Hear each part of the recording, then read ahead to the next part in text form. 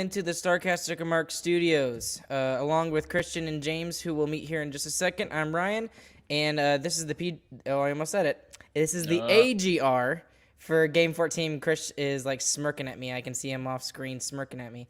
We're serious. We're not doing PGRs anymore. After that, the one time we said we weren't gonna do a PGR, they actually won, and it was a dominating game. So we're doing AGRs now after game reviews.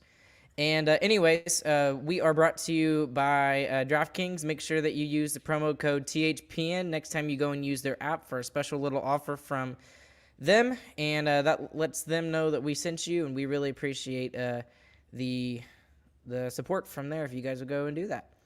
So at this point, we're going to go ahead and bring in Chris and James. Hey, guys, how y'all doing? I'm great. I love playing teams that are on their second game of back-to-backs. That's fun. I know, right? Exactly. That's exactly how I thought. So, despite all of the, the naysayers and everything like that, has Bonus figured it out? Yes, these two games he's done pretty good. Yep. So, what are y'all's original thoughts coming out of this game? What's a big storyline for you with this game in particular, or even the last two games in particular? We scored 5-on-5 goals and we won games. Pretty crazy how that works. I mean, tonight we only had the one power play and the one penalty kill, and we still found a way to put 5 goals on the board in regulation. So, very happy about that. And James, what do you have anything going on for you? Oh, can't hear James. Yeah, we lost James. We can't hear you, buddy, whether you're talking or not. We good now?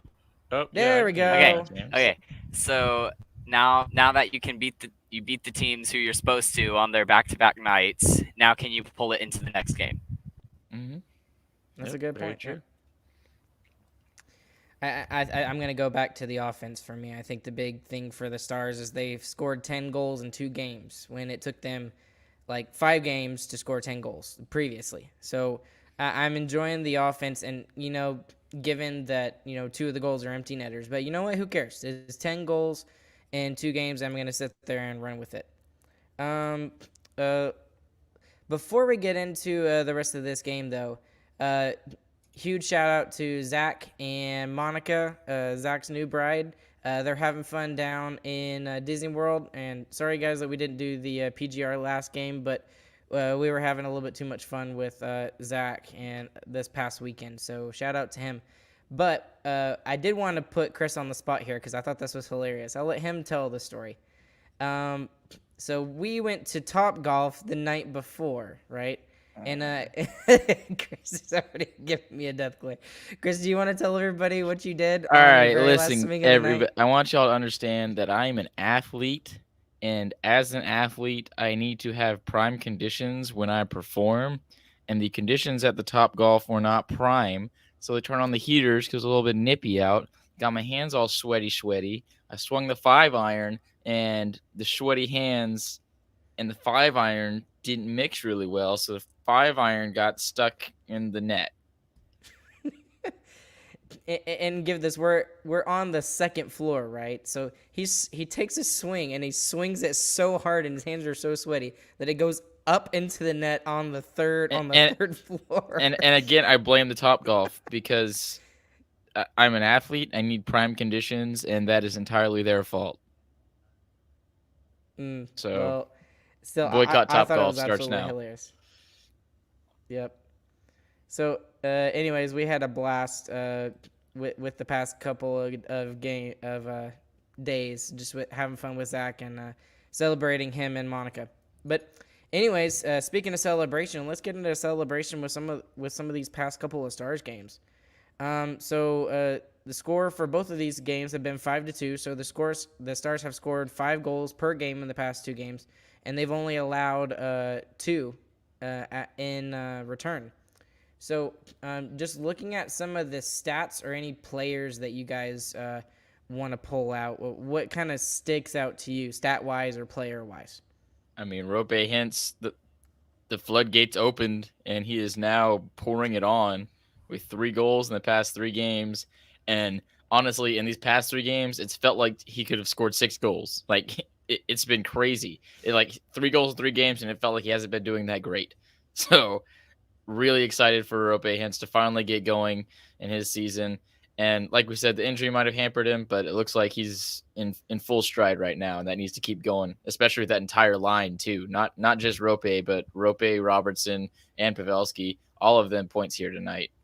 Yeah, and just real quick, Robertson had 3 points on the night tonight and still didn't make it on the Stars list. Yeah, that doesn't I don't know sense. how that happened. I don't know who did that, but yeah, maybe it was Bones. Robertson. Robertson has been awesome in the past couple of games. I think he's on a 4-game point streak now with 3 points just tonight. That's awesome. Mm-hmm. Keep that rolling too. Yeah, with the 3 points tonight, that gives him 9 points in 8 games to start the season for him. Obviously, he missed the first 6 games due to that injury that he suffered in the last preseason game, but he's looked great ever since coming in. The one player I wanted to point out, and I thought this was interesting, and I think it just says how much Bonus doesn't like this player, Riley Tufte. So Riley Tufte gets called up. Let's not get in the negative so fast. Oh no! I'm not. It's not really a negative. It's more of just like an observation more than anything, because it's the fact that Riley Tufte only gets 7 minutes and 50 seconds on the night tonight, and everybody else got 10 minutes or above. So it was pretty split evenly between all 4 forward lines. But Riley Tufte not getting any kind of normal playing time for him. And we know exactly what it really is, honestly. Bones is mad that Como was sent down. And I think that's the only reason. I mean, Tufte hasn't done anything wrong, really. I mean, he didn't make an amazing defensive play on their first goal where he had a chance to stop the puck. But even then, that would have been a great back check. That's not his fault. So, yeah. I think it's 100% him being mad that Como's gone. Yeah. And even last game, he hit 4 minutes the entire night. Like he's not even getting a chance right now. It feels bad. Yeah. So let's go ahead and go through some of these goals, guys. On both sides, just throughout the game. In the first period, Ryan Suter gets his 2nd of the year from Foxa and Robertson, and it was a great pass by Foxa, with Robertson doing some of the grunt work down in the corner. Yeah, Foxa made a great offensive play on that goal. I thought it was crazy good. And before that, too, Stars just had all the pressure in the first period. It was crazy. Like, 100% Stars in the first period. Probably one of their best periods. I'm glad you brought that up, because that reminded me of the tweet that I did. I felt like this was the most complete period, was the first period. Even though we should have been up 2-3-0 or whatever, it was the most complete period on both sides of the puck. I mean, just everything seemed to be clicking really well. Now, again, it's the Detroit Red Wings on a back-to-back, but who cares? The Stars have needed something like this. I mean, we can't say it's the Detroit Red Wings anymore. The Red Wings are a good team. I mean, they're at 8-7 going into this game, above 500. They were rolling. They're on a back-to-back game, so that's the reason that they look like the old Red Wings, in my opinion. Until the second period when they turned it on, like that team looked good for 10 minutes in the second period. But sorry to cut you off. No, it's okay. I specifically loved the breakouts for the Stars. The breakouts out of their own zone were absolutely perfect. I mean, they weren't just trying to pass their problems along. They weren't trying to just get it up the boards. They were actually, making creative plays to get out of their own zone, and I really appreciated that. Yeah. Side note for the Red Wings. Holy crap, those 2 rookies, man. Moritz Seider and Lucas Raymond. My gosh, both of those guys are going to be like monsters over their careers. And I mean, that's the next Nick Lindstrom and I guess Steve Yzerman for the Detroit Red Wings. Not trying to equate those 2 guys to those 2 guys yet, but so far they've looked great. They're 1-2 and rookie scoring, those 2 guys. So, yeah. Sorry, side tangent there. Go ahead, Chris. They look really good, but I totally agree with you on the outlet passes stuff. For the majority of the first part of the season, we've just been seeing chip it up the board and get into the neutral zone. But this game, especially, even more so than Philadelphia, I feel like there's a lot of good small touch passes in our own zone. Get it up the boards, then get it to the middle, and good plays like that really leads to your transition game. And that's what Bones talks about, defense to offense. That's how you get it, is you get clean outlet passes out of your own zone and you get momentum into the offensive zone. And we scored multiple times that way, and we had lots of good looks on the rush, which we historically haven't gotten. And so the first period was by far the best period of the season, in my opinion, for the Stars. Now, unlike the Philadelphia game, that I felt like that was a better game overall than this game for the Stars. And I'm mostly thinking because of the second period. So, beginning in the second period, Jamie Benn with a beautiful tip on a Mira Heiskanen wrist shot, and it finds its way past Nedeljkovic, and it leads the Stars to go 2-0. Jamie's third of the season, and Heiskanen nets his 10th assist in 16 games. Or 14 games. Excuse me. Heiskanen is earning his money right now. He is definitely, I think he's the leader for the Norris right now, honestly. Like, I know Fox is still looking great up in New York, but geez, Heiskanen looks crazy good. And he totally intended that to go straight to Jamie's stick, too. There's no way he was trying to score on that shot. It was too soft to try and score on. It was going straight for Jamie the whole way. Great play by Heiskanen. And then it continues for the Stars with another goal. And honestly, I thought with this goal, this 3-0 goal, that the Stars kind of took their foot off the gas a little bit. But anyways, Rope Hintz from Esa Lindell, and that's Rope Hintz's third of the year. 3 goals in 3 games for Rope Hintz, and it finally looks like he's starting to get going in what we expected him to be this upcoming season. Yeah, and I just want to say I totally called that. You did on Twitter. I swear, I saw that and I was like, no way, no way. It was like, you freaking time traveler, James. Man. So anyway, it was a beautiful goal, and Rope Hintz gets his third of the year, and 3 goals in 3 games, like I said. However, here comes the Detroit Red Wings. Philip Zadina gets his third of the year from Gagne and Stahl, and it was a good shot. It was a good shot.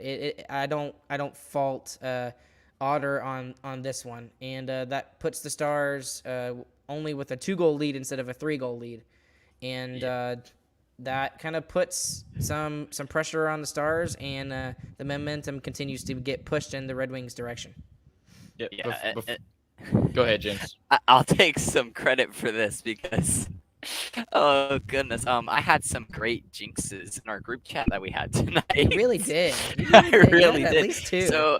So not 30 seconds before the goal goes, and I'm like, hey, that other tweet on the predictions is going really good right now. And as I send that, the goal goes in. So I'm deeply sorry. And he's not even done yet. I'm not done yet. But before that goal, even there was a timeout by the Red Wings coach right after the Rope Hintz goal, and from that timeout, pretty much until the Larkin goal, Detroit looked like a completely different team. They looked crazy good. They looked like the Detroit team that had won 8 games. So I don't know how they were able to flip a switch like that, but it's a good thing that we were able to respond after the Larkin goal. But I know we're getting a little bit ahead of ourselves. Go ahead with the Larkin goal, Ryan. Yeah, that's right. So Larkin scores on the power play, and he gets his 8th of the year. And Dylan Larkin is another guy that's been really good for the Red Wings this year, their captain. And of course, who are the assists from? Moritz Seider and Lucas Raymond. So that kind of pushes the Stars to 3-2, and they do let in a goal on the power play. And there was only 1 power play for each side tonight. So despite the Stars losing the special teams battle tonight, they still win the game. Mm-hmm. Yeah, and this is where my second fault comes in, because I had noticed that Larkinen had missed 2 really nice chances earlier in the game, and I typed, hey, Larkinen's not looking pretty good. That's pretty lucky. And then he scored. And then he immediately scores. I blame the 2 goals on me tonight. I stopped Otter's shutout. So in other news, we're also having a witch burning, and we're going to be live streaming that on Twitch. So make sure you subscribe. Well, anyways, the Red Wings did continue to push in that second period, and for a while I was gonna be like, oh no, here we go again. The Stars are gonna blow a 3-goal lead, and it's gonna be tied going into the third, and it's anyone's game at that point. I felt though after the Larkin goal that we really did have some good pushback from the Stars offense, especially from the Hintz, Robertson, and Pavelski line. We had some good offensive zone time towards the end of that period, and I think that was really important going into the third to have that momentum. Yeah, and 100% agreed. And Logan Ox, he says on YouTube, Robo Hintz Pavs line dominated tonight. They did. They looked very good tonight. And, honestly, really it was the top 3 lines that looked really good, but all 4 lines did pretty decent tonight, in my opinion. It was mostly the top 2 lines that spent time in the offensive zone, which is what we expected. But the cycle game from the Stars looked great. They weren't dumping and chasing the whole time. They were actually bringing the puck into the zone, making creative passes, and getting into the zone and setting it up, and getting scoring chances that we hadn't seen in the first 10, 11, 12 games of the season. Mm-hmm. Yeah, and there is still some dump and chase, and I mean isn't that how the Robertson goal and the first Robertson goal in the third period went, from a dump and chase? Yeah, so it's going to happen, but it's got to be like time and place stuff. So if you've got momentum going into the offensive zone from your great outlet pass that we talked about earlier in the podcast, keep that going and take it up the rush. If you got no momentum and you just got a turnover in the neutral zone, no one's moving around, that's a good time to dump it in. Give yourself a chance going that way. So it's the time and place that we're talking about. And that's why I wasn't fully against the dump and chase, because I understand there's a time and place for it. But we're definitely seeing a good balance right now, I think.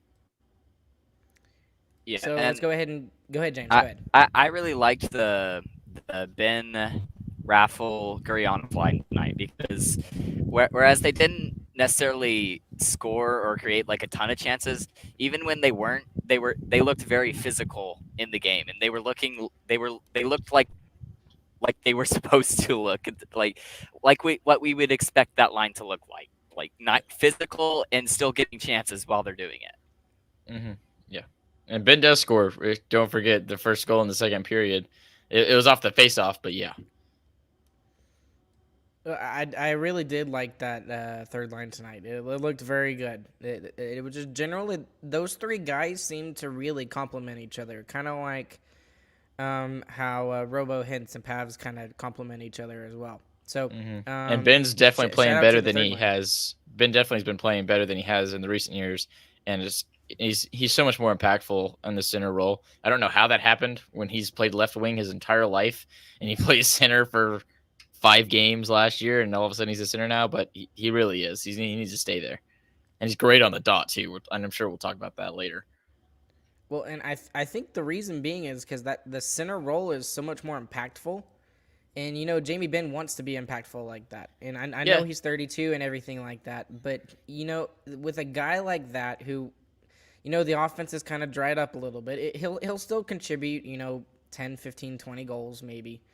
But, giving him that ability to go out into the center role and find other ways to impact the game, that's the kind of thing that we need from our captain to do, and especially if the offense is not there, and he's doing not just the offensive stuff now, but he's doing a bunch of stuff.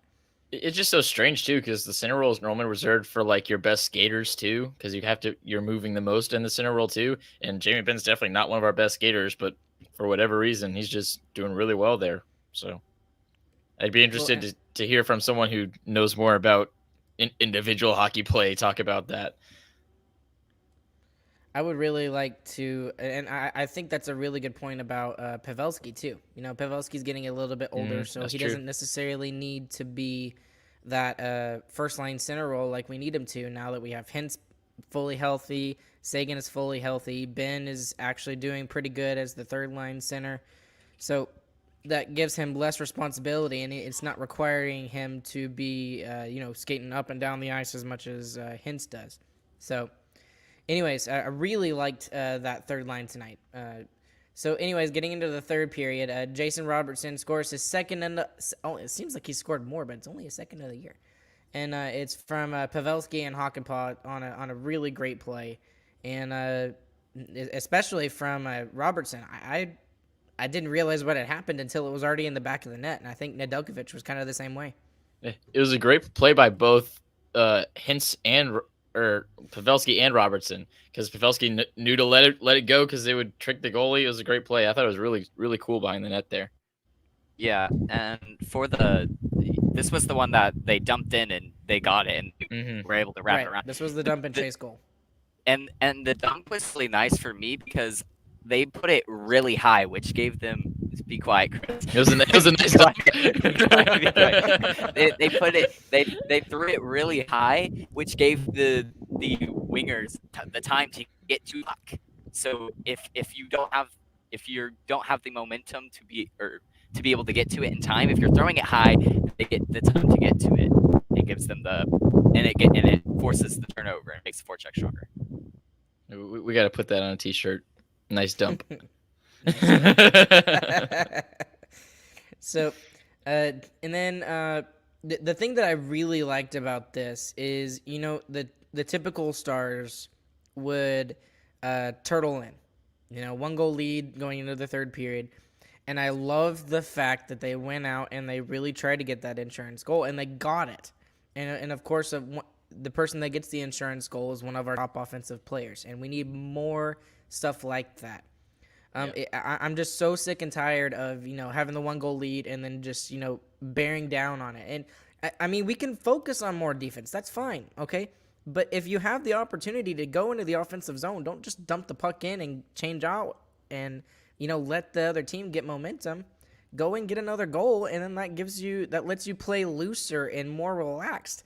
And it allows you to, the anxiety of having a one goal lead is gone. You have a 2-goal lead. And you're exactly right. In general, in previous games, we would have this 1-goal lead going into the third, and we would sit on it. That's why this season we've been the worst team when we have the lead going into the third period in the entire league. But to start this third period, we were aggressive. We were on the puck. We were trying to score. We weren't trying to preserve our 1-goal lead. But then after our goal at around the 10-minute mark, I feel like we did let off the gas, and that's the right time to do it, around the 10-minute mark when you have a 2-goal lead. So I feel like we definitely managed the game a lot better this time too. So you're exactly right, Ryan.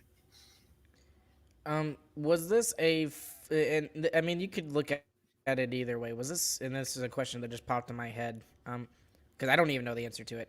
Was this a full 60-minute game from the Stars? Yeah, I think it was. I mean, we definitely had that rough spot in the second period, but that's also because the Detroit Red Wings really pushed hard there. I mean, I don't think we did a lot wrong there. We had a couple bad turnovers, but you're going to hit some rough patches in games. But I feel like we were able to bounce back from them well too, and not have to wait until the period ended before we got back to our game. Even at the end of the second period, we got back to our game too. So of course we weren't great the entire game. If that were true, we'd win 6-0. But that's not going to happen. But still, I think this was a full game performance, in my opinion. I think they did that well.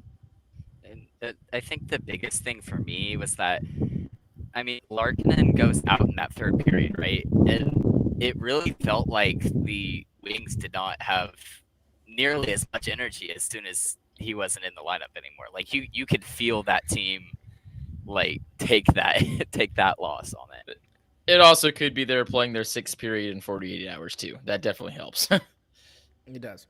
So, and that kind of brings us, full circle back to what we were saying about at the beginning of the game. Well, before we get to that, Jason Robertson scores the empty netter. What the heck? He's a curler. Out of all the ones that should have gone in, none of them went in except for the one that went 200 feet the opposite direction. Yeah, that's after I don't understand he that. nails the post on the with the empty net there. That's after he nails the outside post. So well, and then he hits the post again on that goal. So yeah, he's just playing posts and he's doing it well. Right. So anyway, Jason Robertson gets his second of the period, second of the game, third of the season from Glendening.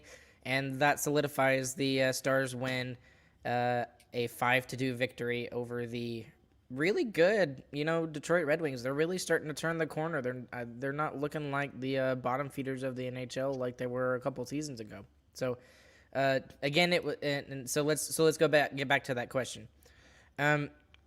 So you could look at this negatively and say the last two games we've played are against two teams that are not necessarily in the top of the league, and they're also on the second game of a back-to-back. Or do you look at these games and you think optimistically and you say, hey, this team is finally starting to turn it around. Yes, it was at the expense of Blake Como, which I love Blake Como, but this has seemed to work. So how do you look at this? You optimistically or pessimistically? Well, it's definitely optimistically. First of all, Philadelphia is a very good team. I can't pull up the record right now for some reason because I'm stupid, but it's a very winning record. And they win again tonight, 2-1. So that was a great win. And they are both on back-to-backs. And you know what? Maybe you just need that to get out of stuff sometimes. We still put up 5 goals on them.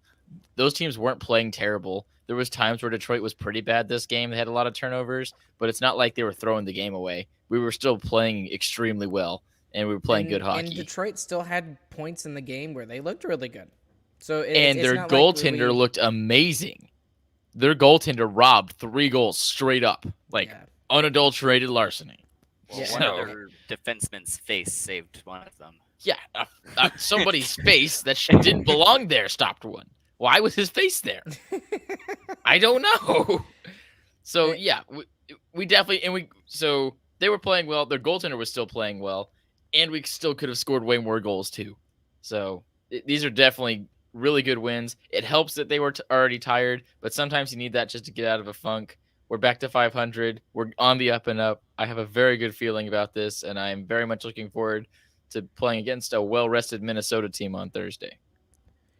And and speaking of Minnesota, Philadelphia, Chris, is 8-4-2 in 14 games. They're 4th in the Metropolitan, so they are in the playoffs as of right now. 4th in the Metropolitan is 1st everywhere else.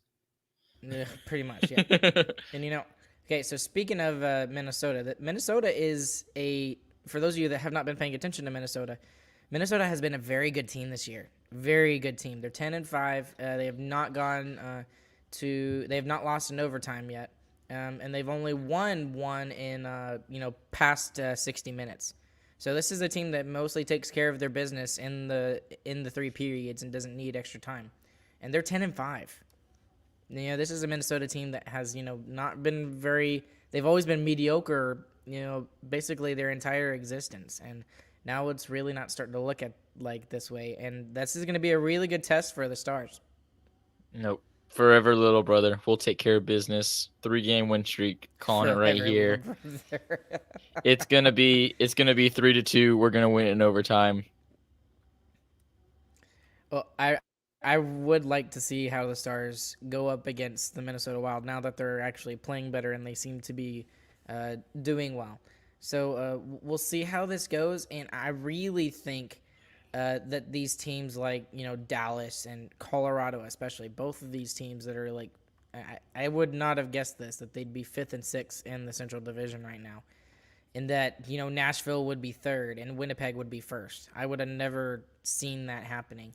Yeah, but the people saying it's still early are running out of the early. We're getting to the middle, and it's still there. That is a very good point, Chris, because especially I think we might be turning it around at the right time. I'm keeping my fingers crossed. Just out of the early that we're starting to turn this around. And I hate to reminisce so early because we're still just barely turning it around. It's been 2 games. We've had 2 good games, but anyway, the fact that we were able to hold together the record that we have with how poorly we played in the beginning of the season is going to be so good when we look back on it at the end of the season. I think it's going to matter so much, those big overtime wins that we got. So yeah, no regulation wins until November. Exactly. So that's really bad, but to keep the record that we have somehow is a miracle, and it's going to be big when we get down the stretch, I think. So let me ask you about this. What did y'all think of Jay Cottinger tonight? How did y'all feel about his game this evening? He was very good. He stopped a couple of guys when they had wide open chances right in front of the net off terrible turnovers by the Stars. It's one thing we didn't talk about. Stars had a lot of bad turnovers this game, but Otter stopped him up, so that was nice. Yeah, I mean, he's the first. It's the first like over 900 save percentage that I think we've had for like 3 games now. So he played really well, and that's the benefit of having a bigger goalie in net. Yeah, I was gonna mention the bigger goalie thing next too, because Detroit took a lot of shots from the point. They didn't go in. I'm smart, guys. Listen to me. I'm a genius. That's why I'm on this podcast, dude. That's why I'm on this podcast. It pays to be big. How big is Jay Cottinger? Let me look this up. He's a large fellow. He's enormous. I think he's 6'5". Yeah, he's 6'5", 220 pounds compared Not to... enormous, but he's a large fellow. Not enormous? Not enormous, my butt. He's huge. Yes, he's huge compared to us, but compared to hockey players, he's just big. Char is enormous. Yeah, that's true. But by the way, did y'all see that fight between Patrick Maroon and Zdeno Chara? Zdeno Chara at 44 is throwing the mitts down. I would have never thought that. I mean, I guess when you're like, 2 feet larger than everybody else, you can get away with that because your arms are so giant and everything. But it was a good fight, and Patrick Maroon put up a fight. It was good. So I will be watching that after this. Yes. Anyways, guys, anything else y'all want to mention before we call this a night? Face-off percentage, we lost it. Unacceptable. We have to win face-off percentage. Pavelski sucked on the die. I don't know what was up with that. So did Hintz too. Figure it out. I don't know. Just real quick to read Chris. Face-off percentage last game was 45-55 against a team who's like third in face-offs. So yeah, I don't know. Bad. I don't know. Yeah, I got nothing. Well, I mean, we won the games. Yeah, we won the game. That's why this is an passing thing, but right. I don't know, man.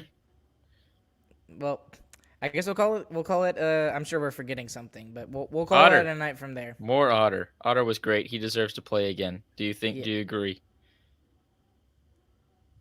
I mean, why not? Why not? Because I mean, if Hudobin's really not feeling good and Holtby is is hurt with like a minor little injury, why not just throw him back in? And we can pull decent enough. And we can pull a Kucherov. I mean, who knows how long how long Holtby's gonna be sick? I mean, we don't know. He may be hurt, he may be sick for the whole season. Yeah. And just miraculously come back, for the first round of the playoffs. Assuming we make the playoffs. That'd be crazy. Yeah, right? All right, guys. Anyways, make sure you follow us on all of our social media accounts. StarcasticR on Twitter and also all our personals. You can see on the screen if you're watching on YouTube.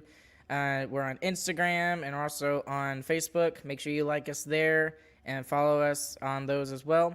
We'll be back with you guys again on James. Where Thursday at 7. Thursday at 7 against the Trash Bags. Minnesota Wild. Minnesota Wild, baby brother. Okay, and we'll catch you guys on the flip side. Y'all have a good evening.